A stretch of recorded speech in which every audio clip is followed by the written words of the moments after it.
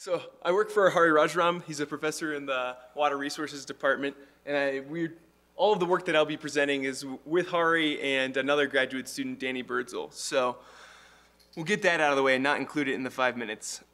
So the title of this talk is Can Fracking Contaminate Your Groundwater? That is a huge question that I surely will not be answering in this 5 minutes.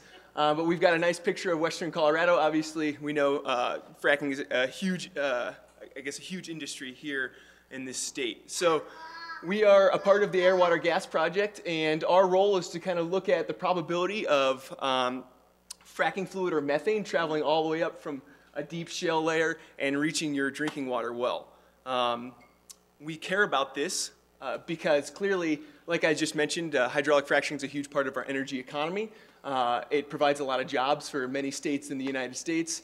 And it's clearly hotly debated in the media, and it's integrated in our communities, and it has a lot of potential to have environmental impacts. So we're approaching this problem by building numerical models. This is an image of a numerical model, and essentially we build these computer models to crunch all of these equations for flow and transport, and that kind of allows us to predict or forecast what's happening underground. So one of our major goals is to differentiate between spin and reality, and here's a nice picture of some spin. So I think I'm caught back up. Danny has been working on the fracking fluid aspect of this project, and he started with 3 major scenarios laid out by the EPA. One where a well failure, natural fracture or fault, or a runaway fracture were to intersect the region where you're doing hydraulic fracturing. This has been modeled before in the past. However, his model steps things forward a little bit. It considers the imbibition of fracking fluid into shale, the buoyancy of fracking fluid in saline groundwater, and the suction of the fracking fluid back out of the well and out of the formation. Here's a nice overview of what his model looks like. The blue is what we care about. That's your drinking water aquifer, and the gray is the shale layer. And the only thing that's important to note is that there's a permeable pathway in his model between the shale and your drinking water aquifer. These are his results from a 20-year simulation. The bright colors are your fracking fluid, and as you can see, it's present only in the shale layer, and it's decreased quite a bit because of imbibition in suction of that fracking fluid back out of the shale. This is after 1,000 years. The scale has changed considerably. The concentrations are actually lower, but you can see some of that fracking fluid is now moving up your permeable pathway. So this leads us to the big question of where is the fracking fluid?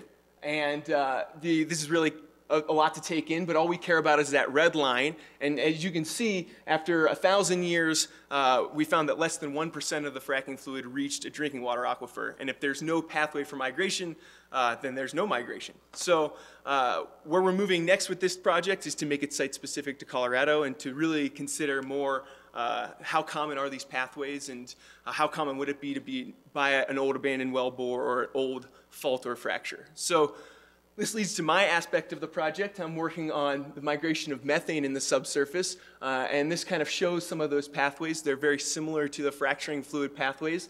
However, there's a few more things to take into account, and I'm taking a slightly different focus. I'm focusing mainly on well failures. On the left is an image from West Divide Creek, Colorado, where they had a well failure and they had methane gas bubbling into a stream.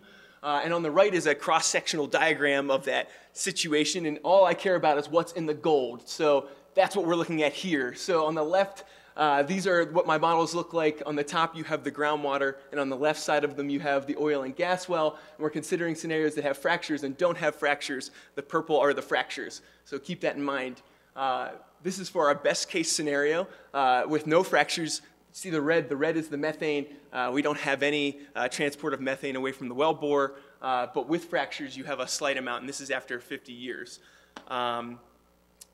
These are my worst case scenario results. With no fractures, you also see that the methane stays in the well bore where it should be, and with the worst case scenario, you get considerable migration of methane away from the well if fractures are present. So where we want to go with this is make it a 3-dimensional model, make it more accurate, and to answer this question that seems to be an industry of to vent or not to vent your Braden head valve.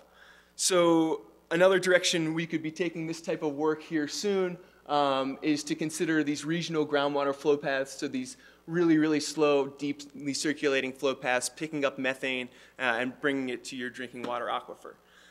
So that brings me to the end of this talk. And essentially, I guess the big takeaway is that, yes, in the scenarios we're considering, you can have scenarios where fracturing fluid or methane reaches your drinking water aquifer. However, a lot of things need to line up for those to occur, and we have a lot of work to do and a lot more things to look into to give you more of a real answer to that problem. So.